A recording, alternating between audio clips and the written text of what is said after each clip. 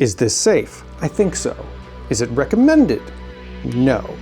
Does it work? Yes, I have tried that.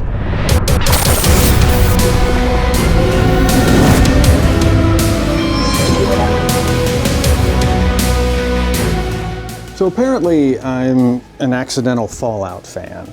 I've only ever played like 30 hours of the game, not that much, but I've somehow stumbled into making a lot of Fallout related PC projects, and Season 2 is coming out, and I wanted to make something else Fallout themed. Here's the wacky plan I have. I found this retro blue case that I figured with some yellow paint and some other little accoutrements I could outfit to look pretty cool and pretty Fallout-ish. Probably paint the interior yellow and add some lighting. I'm not going to put a PC in there. I'm not going to be building a PC inside this ATX case. No, that would be too predictable. I am going to take a broken laptop that I bought off eBay for $130-ish, pull out the guts, and somehow find a way to mount them inside. And it's going to be a Linux home server, likely just a NAS. Now, the coincidental thing about this laptop, this is an HP Envy with a Ryzen 7 CPU, but it works perfectly, but the screen is broken. Coincidentally, I own the same exact laptop, but in a Ryzen 5. Ryzen 7 is way too powerful for a Linux-based NAS. It'd be kind of a waste. So I'm actually going to steal the motherboard out of this, put it into my personal laptop, take the Ryzen 5 out of that one, mount that motherboard in here, teach myself Linux, probably use Nextcloud, I think that's what I want to go with, and then stack some SSDs in here, all connected to the motherboard via a powered USB hub. That's kind of where we are with the plan thus far. Let's get started.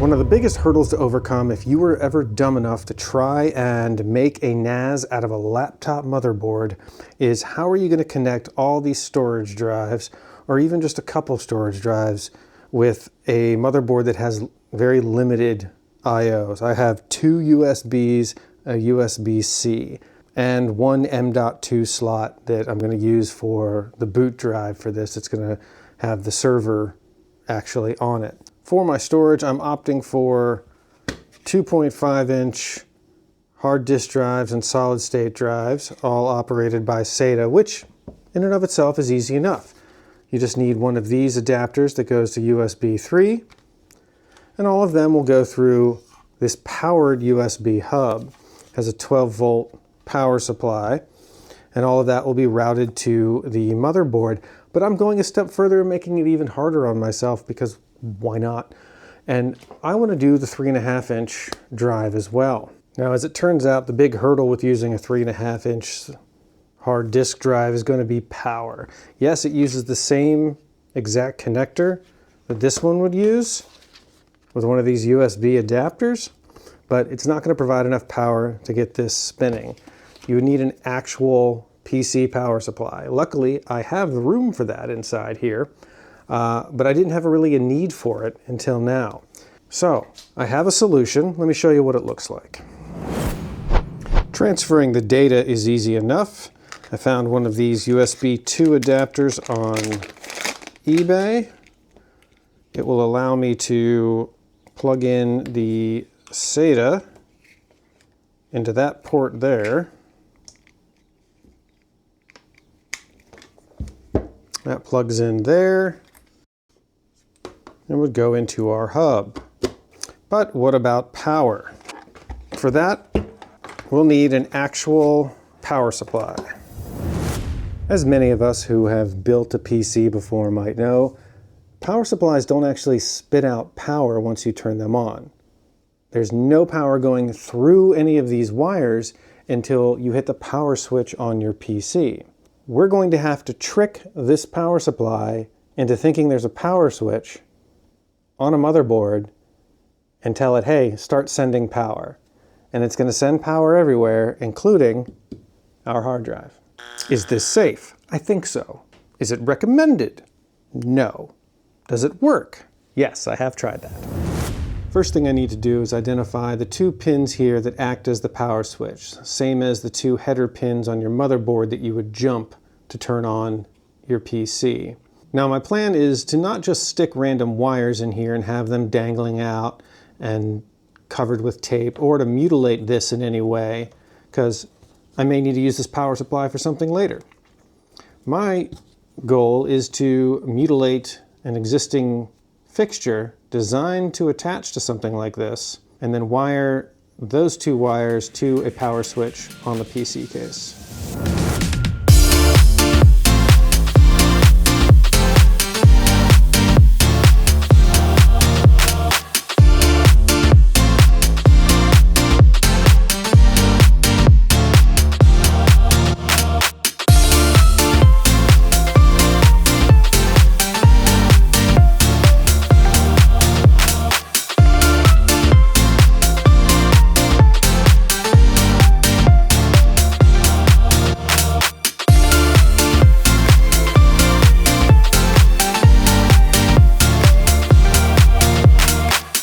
And she works.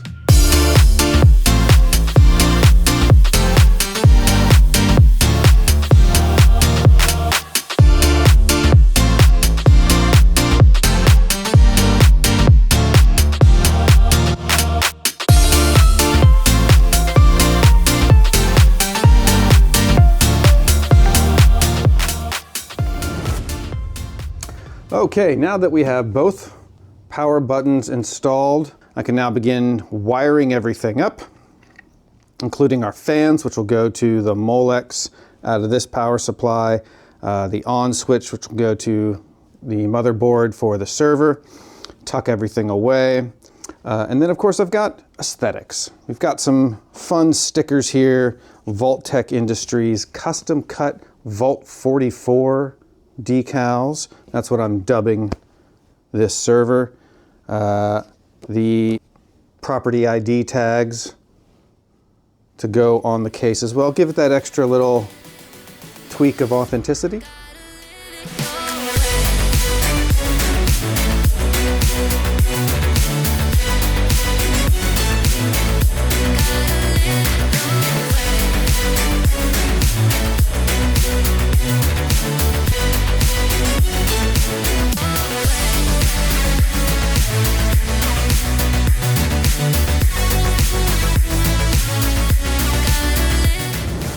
All right, so the fun part is over. We got all the hardware and components we need. We got the case looking fantastic. Now it's on to the hard part, at least for me. That's the software side of things. I've never built a Linux server before, and honestly, that's why it's taken this long to put this project together and why I'm splitting it into two videos. In the next video, I'll go over the server I have been building on this here laptop, learning how to use it, making sure it's doing everything I need it to do before I deploy it to the motherboard on that case. So if you're interested in seeing the conclusion to this whole idiosyncratic home cloud server project, hit the like and subscribe buttons down there, tap that bell, it'll notify you next time I do something stupid. Thank you so much for watching. I'll see you in the next video, and remember, adopt a pupper from your local shelter. Dogs make us better humans.